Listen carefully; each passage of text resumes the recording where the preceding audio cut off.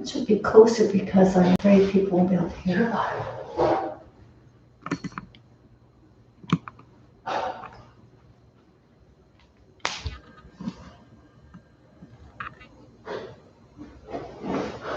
Okay. Hey, we're back. We just had some technical difficulties and appreciate if you've been able to stay with us through them. So,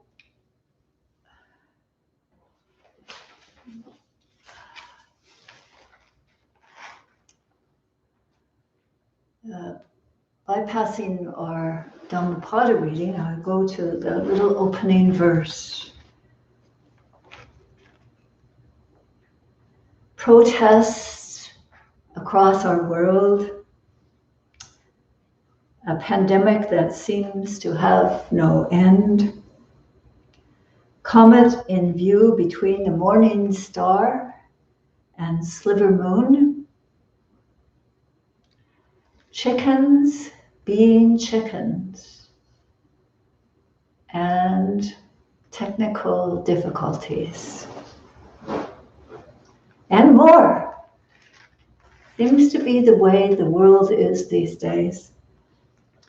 May we wonder, what is this? What is it? And wonder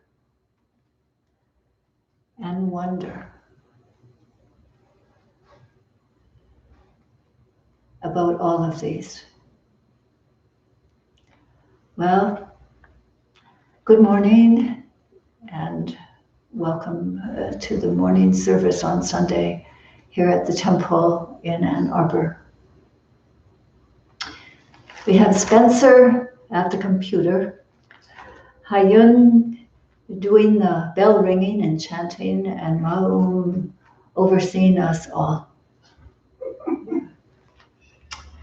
I'd like to start first with just a moment of silence to remember Representative John Lewis, who just recently died of cancer, pancreatic cancer. He was lifelong in his struggle for racial equality and justice. And many in Congress and in our government called him the conscience of Congress.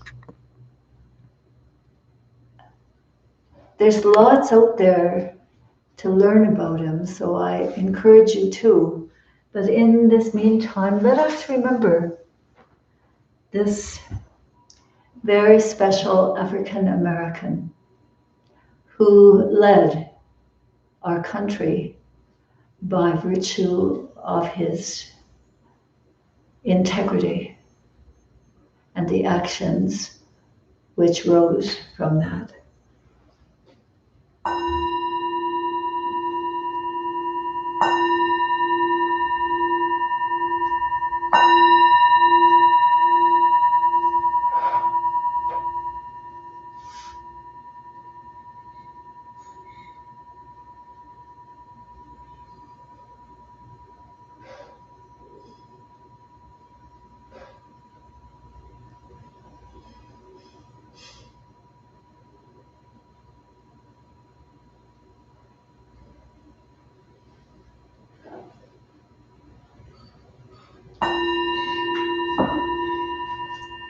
A peaceful passing. John Lewis.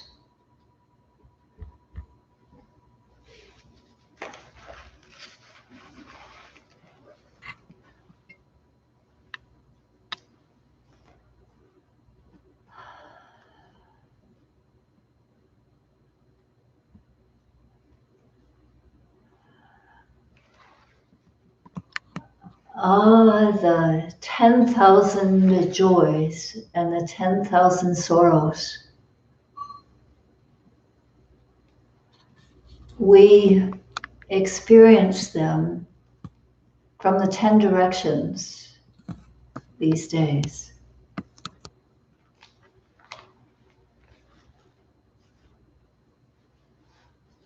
So much for our hearts and minds to be concerned about. And in each very moment, so much to be grateful for, to be joyful for. One of the things that we've started to do at our breakfast discussions and after our Dhammapada reading and our Stepping into Freedom reading, we eat, and after hearing now from a paragraph from a book called The Little Pilgrim. And it's about Sudana, who was the seeker at the end of the Avatamsaka Sutra, who visited, I think, 33 different teachers to find the truth.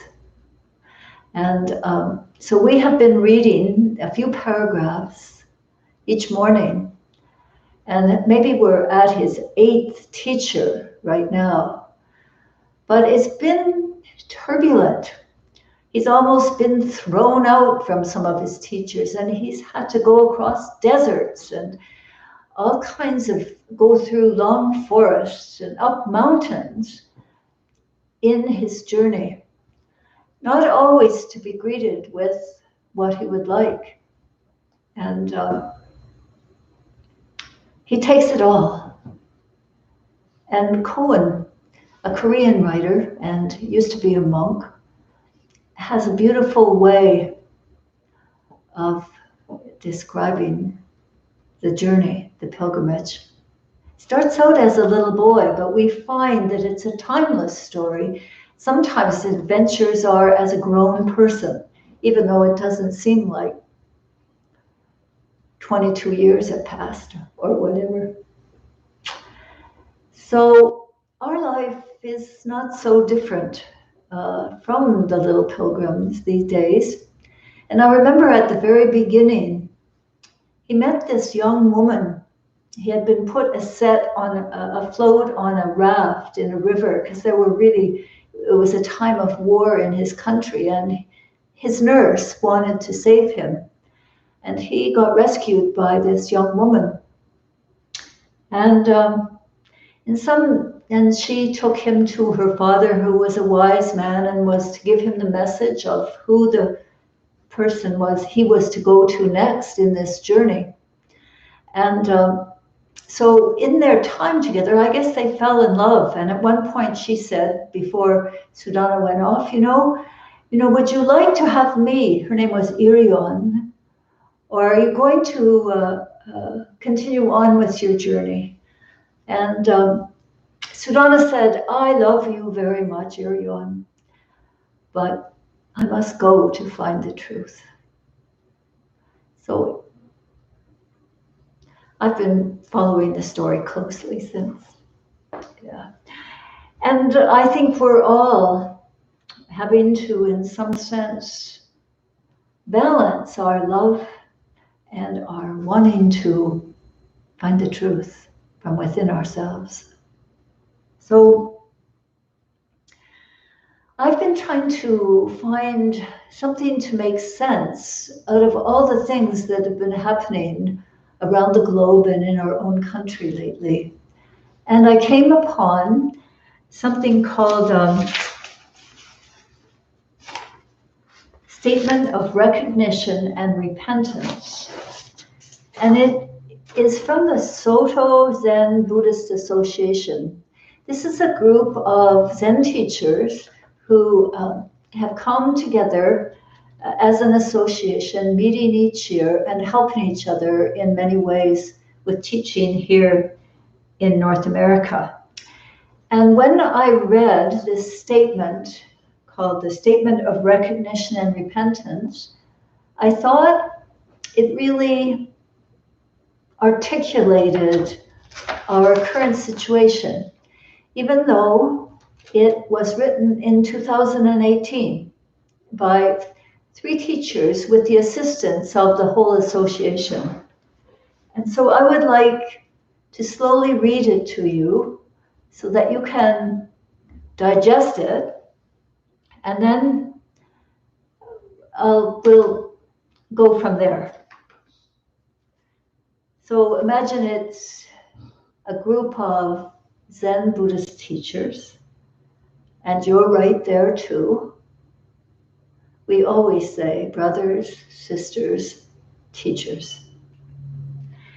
Gathered here today as Zen Buddhists and custodians of the Dharma, we pledge to face, acknowledge, understand, and hold the weight of our collective karma so that we may practice and teach with clarity, vulnerability, and honesty. With heavy hearts, aware of our own complicity, we understand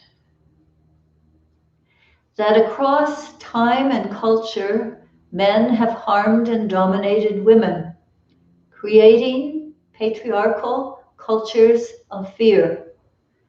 Buddhist and Zen culture have been as guilty of this as any other, sometimes even distorting the teachings to allow for such misguided power to be wielded. That we, in this moment and in this very place, stand on sacred ground of indigenous people that has been stolen from them, and with cruel deception and religious doctrine maintained as if a right of those who have taken it.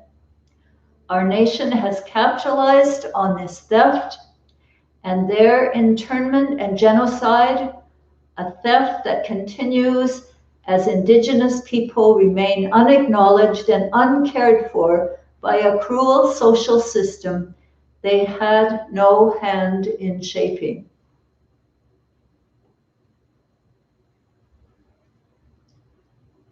That the colonization of what we call the Americas and the rise of the United States as a global power rest upon the enslavement of African people taken violently from their homes and forced to labor under brutal and oppressive conditions.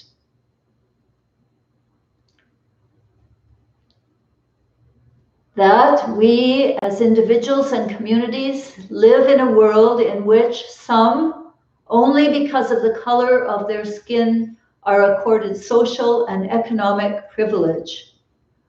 We recognize the willful blindness that upholds this privilege, as well as the indignity and pain of systematic oppression, exploitation, enslavement, and deportation of those whose skin does not accord them this privilege. We atone for the suffering caused by racism in all its forms and vow to dismantle the white supremacist systems that maintain oppression, including mass incarceration and the deportation, persecution, and exclusion of refugees and immigrants. That we as individuals and communities have systematically treated people with discrimination, disrespect, cruelty, and violence because of their sexual orientation and gender identity. That we as individuals and communities are complicit in an unfair classist economic system that divides humanity into winners and losers, exploiter and exploited, and that encourages selfishness and conflict. That as human beings, we cannot separate the gift of our own existence from the violence being done through short-sightedness, greed, and self-importance to our planet and the many things with whom and the many beings with whom we share it. As individuals, as a Sangha, and on behalf of all who come before us, We atone for our participation in all systems that perpetuate domination, violence, greed, disrespect, and unfairness. We pledge ourselves to overcoming these forces in ourselves and in the world for the benefit of all sentient beings, victims as well as perpetrators. Now we will recite the verses of repentance and remember our precepts as we express reverence, sorrow, and determination to overcome and heal the forces that cause such pain, for ending suffering within and without is the Dharma's true gateway, the Buddha's true heart.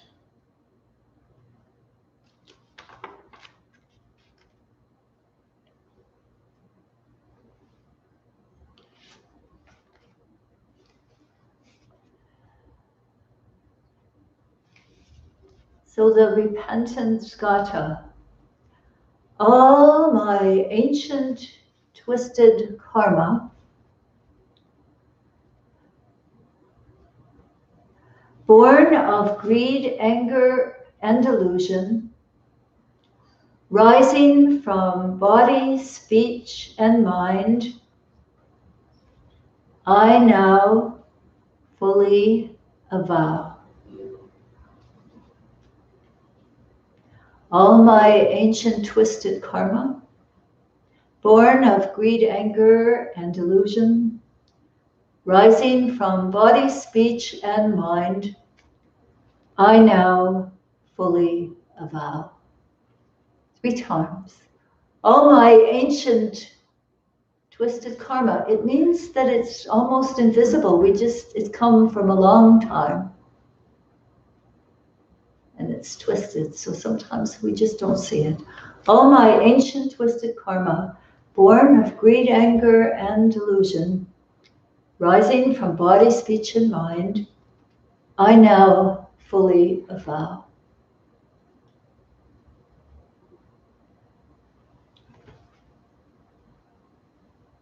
And then we have our precepts and our vows, just in a nutshell. Not to do harm, but to do good and save all beings. Not to do harm, but to cherish all life and to save all beings.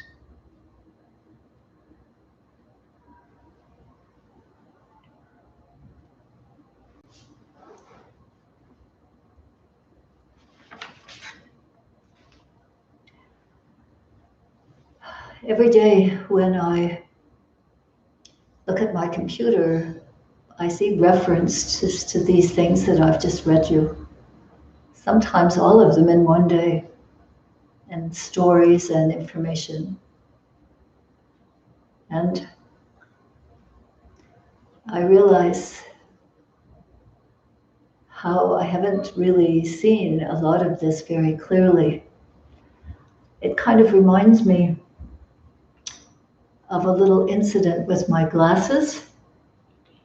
I can't tell you how many people have told me over time, Haju, your glasses are so dirty, why don't you clean them?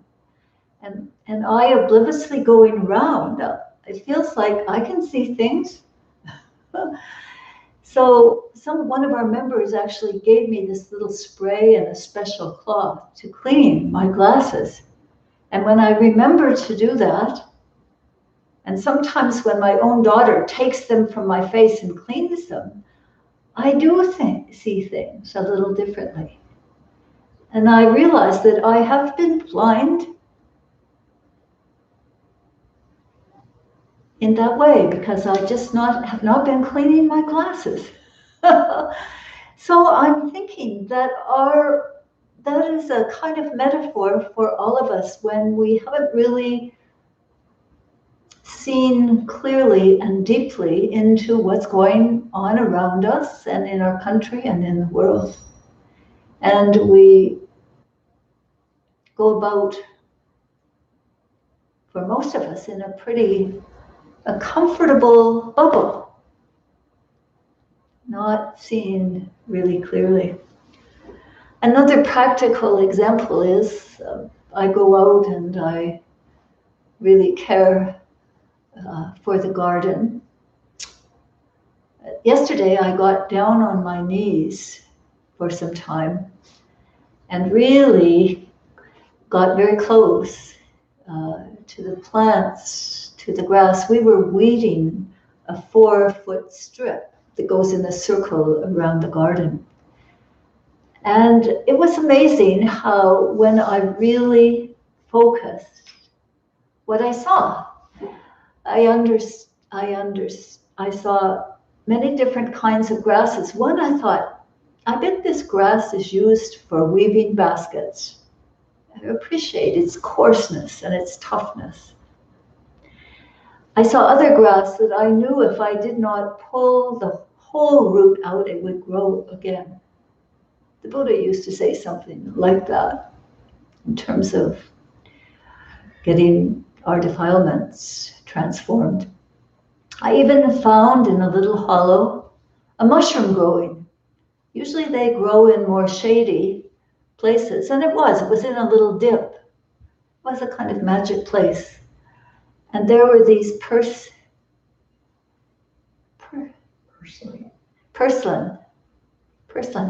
And I've seen them a lot. I even saw them in British Columbia when I grew up, and my dad would point them to me. And I saw that they have red stems, and they're almost like succulents in a certain way. So I really got, and I could go on about all kinds of things out in that garden, because I have been spending a lot more time in the garden this year, and particularly yesterday, from a long time, than I have for a long time. You too, Emma. Yeah, Mom was down on her hands and knees in the garden yesterday too. So I feel like this is a kind of methodology that we need these days. One is to get our glasses clean so we can really perceive and see things clearly. And another is to get down on our hands and knees and really look at what's going on in the garden of our whole life on this planet and understand it in a way that our blindness has not allowed us to see. And I think it's innocent blindness, and I see it as a wonderful opportunity.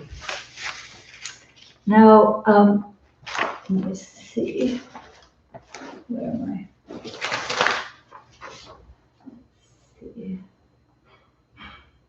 So in Zen, you might have heard this expression, Nike picked it up, just do it, just do it. And so this next one, just do something. And so in keeping with these two metaphors of the glasses and the garden, I like to suggest to you that our Buddhist practice really focuses around what we call 5 fingers. And so I'd like to just share these briefly with you. The first finger, of course, is meditation. And it's stopping and being still and gradually quieting. And when we learn to do that, then oftentimes we get a koan along the lines of, who am I? Who am I? And perhaps, what is it that keeps me going on like this? So through our meditation practice, we begin to discover great non-duality, very important, great spaciousness, great silence, great timelessness, and great wisdom. We could go on with great love because we have only a narrow impression of those in many cases now. I know that's been the case for me. So we have a meditation practice that we regularly do. That's the first figure. The second is chanting. Chanting is very often a heart practice. So when we chant with our voice. I was watching how Yunch really opens her mouth when she chants wide. And we open our heart so that the heart energy, which is immense, come out with the chanting. So we chant to calm ourselves, to balance ourselves, but with the sound to do the same for all beings. Prostrations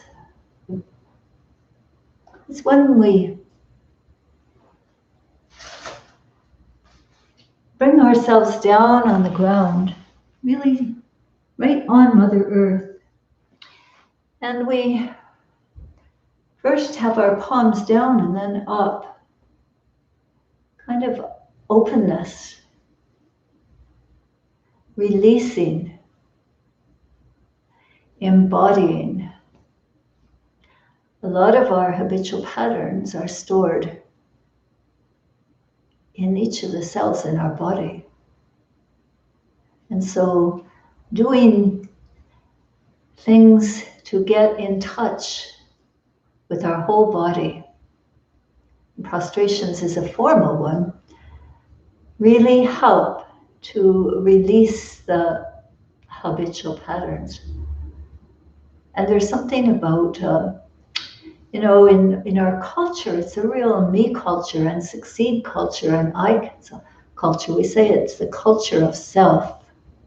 When we do prostrations, it's a formal offering of letting all that go and committing to a culture of non-self. Think about that.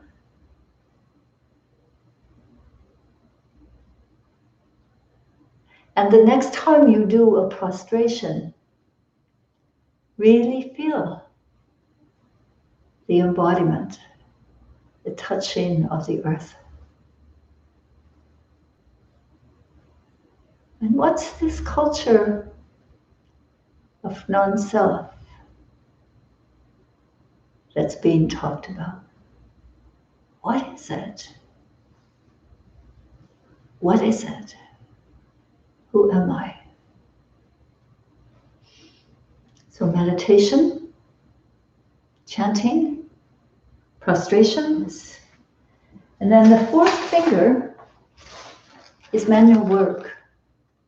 And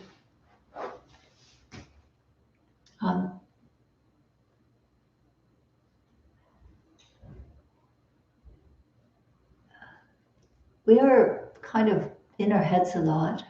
And so our Zen Buddhist practice is really to be quick to help in a manual way, cleaning, washing, weeding, and painting, all the kinds of things that are available because, well, one old master, he was very old and his disciples told him he shouldn't work anymore. And they hid his tools. So he made a declaration that in the monastery, a day without work would be a day without food. So they wanted him to live on, so they restored his tools to him. But there's just a great lesson in that that's beyond kind of the little story, is that how important and how nurturing manual work is for us. And yeah. So those are 4. Can you remember them? Meditation, chanting, prostrations, manual work. And then the 5th one is direct experience.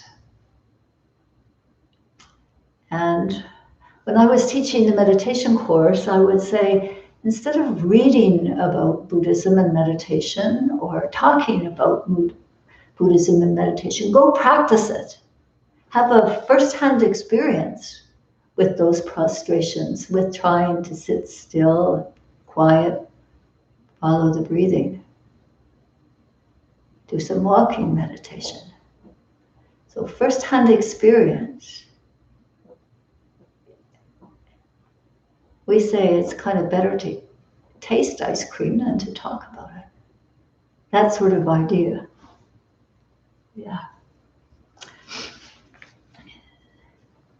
And when we do this, this is just simple stuff. A little meditation, a little chanting, a little prostration, little manual work, and this first-hand experience. And things change. We begin to feel what a lot of seekers over the centuries since the time of Shakyamuni Buddha have experienced. I was just reading a sutra, Dignikaya 31, about Buddha's advice to Sigala, a layperson. And Sigala had been doing all this crazy stuff, bowing in the 10 directions, having washed his hair and put on clothes. And Buddha said, "What are you doing? All this crazy bowing here and there and all around." And he said, "Oh, my dad told me I should do that, was good." And the Buddha said, "May I please correct you?" Well, I don't know how he exactly said it. And so he gave some really very good, if he was going to do bowing in the 10 directions, it should be toward his parents in appreciation, toward the people he worked with in appreciation, etc. So Sigala was pretty happy because he'd just been kind of rotely going along with his life. You know, what my dad said, so, and we do that. The society's doing this, so I'm doing this. And so he came out with an expression which you'll find a lot in the sutras. It goes like this.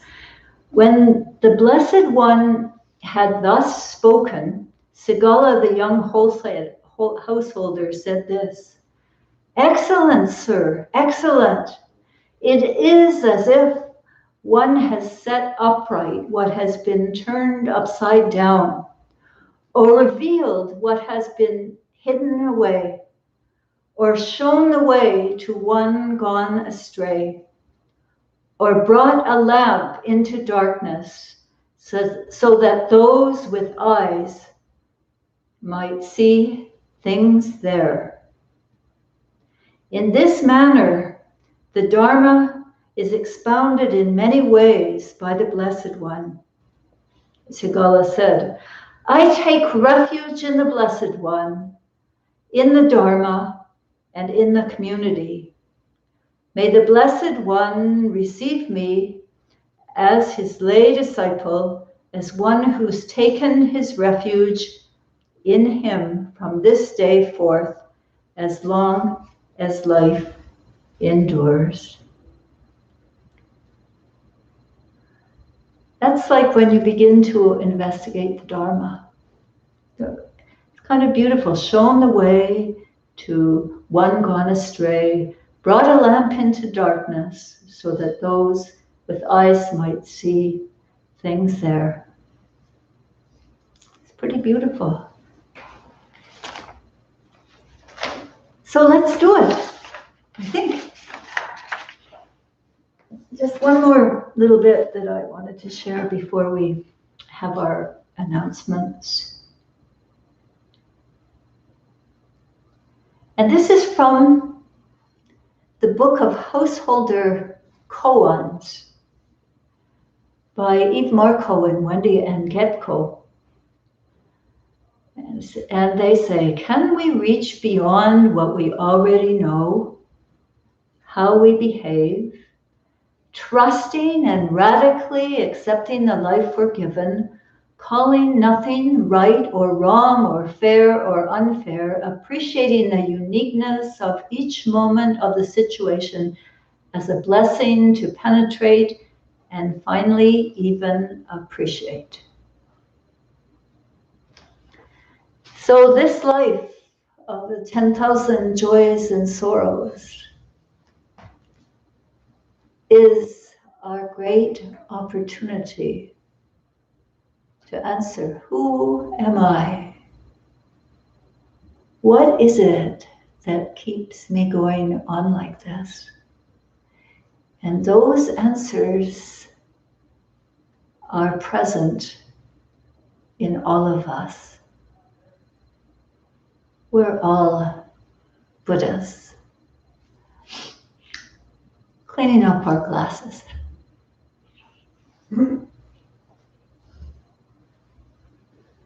So let's now remember the four great vows.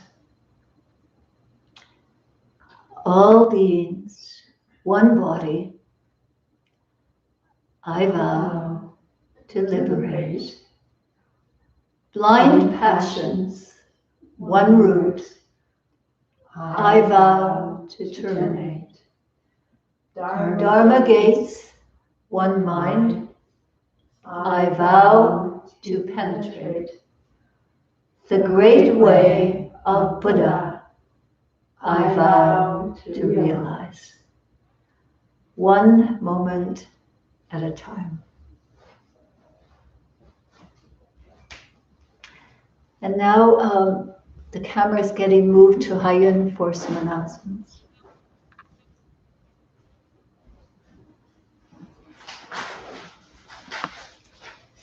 Good morning, everyone. I hope you're well and safe. I'm pretty much the only one who doesn't live at the temple who comes these days. And when I do come, I sit in the bleacher seats back here. So to protect everyone around and be safe for everyone that we know and love here. But that being said, each week we are really examining what's going on in the world, as Haji Sunan said, but particularly here in our neck of the woods in Michigan, how things are going with the pandemic and how we might include more and more people in our Dharma activities and offerings. So right now, I'm pretty excited to tell you that each morning, with the exception of Wednesdays and Saturdays, we are offering meditation in the Great Lawn in Burns Park, which is just a really exquisite way to start your day. So you just have to get up a little early and be there at 6:15, and you will be sitting, bring a yoga mat and a cushion or pillow or something, and you will be sitting with others. Today we had, I think, about 8 people with us, so it was a really nice crowd. So then we stand in a really wide circle and chant the 3 refuges and have a little recitation or a little nugget of Dharma. So it's just a beautiful way to start your day. So we encourage you all to join us. There's parking right there. The bathrooms are right there. So everything you could need is right there. And we don't do it when it's raining, obviously. But the second thing is that we are also offering on Saturday mornings outdoor work practice. And so if you'd like to sign up for that, we only have a few slots that we can allow each week because we can't have too many people here. But we have some wonderful projects that we're working on. Haji Sunan mentioned the garden. We're doing a lot of work in the garden, a lot of work painting, varnishing our fences and stuff. So if you'd like to sign up for that, contact the temple. Either at our webpage, which is AnnArborZenTemple@gmail.com. Give us a call, 761-6520, and we'd love to sign you up. And then the third offering we have is on Wednesday evenings. We're actually going to do some outdoor abbreviated Wednesday evening sittings. So we sit for a little, we actually recite the 3 refuges and do a little work practice. So if you're interested, again, contact us for that. Small number of people, so we're all really safe and sound. The next thing I want to mention is Peace Camp is coming up. Virtual Peace Camp this year, but we have so many great offerings. And the best thing is you don't even have to like to camp to come this year. So you can do it from your own living room. We have Cooking with Wancho. We have Morning Coffee Circle with Haju Sunim. We have some Dharma offerings about deepening your meditation practice. We have chanting like we always do at Peace Camp at night. So you can just have a Peace Camp in your own backyard or your own home. So contact us for all that information because it's really going to be swinging this year, really good, despite the fact that we can't get together. And then the final thing I want to say is that you notice that we are keeping great social distance here. If you're a person who would be interested in becoming a resident, and you have been sort of living in a safe way, in a responsible way, we would love to be able to talk to you about joining our community as a resident. You will find it such an enriching experience that you will never forget. So if you are even interested, just give us a call and Haju or Ma'un can talk to you at greater length about it. So I think that's all from the bleacher seats today. Have a good day. Okay, everyone. Well, please, may I also express again how grateful we are for your support.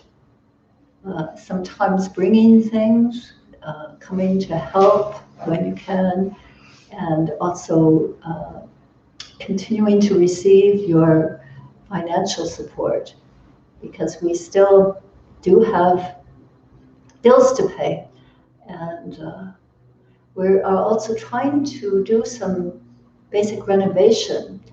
We have some repairs on our Buddha Hall, and we're working with residential rooms to bring them up to snuff. So your help and your support from a distance is very much appreciated. And I find it wonderful to receive messages and hear from you. Recently, we have been delivering the precept booklets to our precept takers, the Pa family. And that's been a really special thing, to have a little contact with you like that. Congratulations, all you Pa family members. We're looking forward to the day when we can all safely get back together again. In the meantime, please keep your precepts out there and finish up your prostrations if you still need to. Mom, is there anything you thought? No? So, have a good rest of the day. Over here, it looks like it might rain. Yeah, but that'll be fine.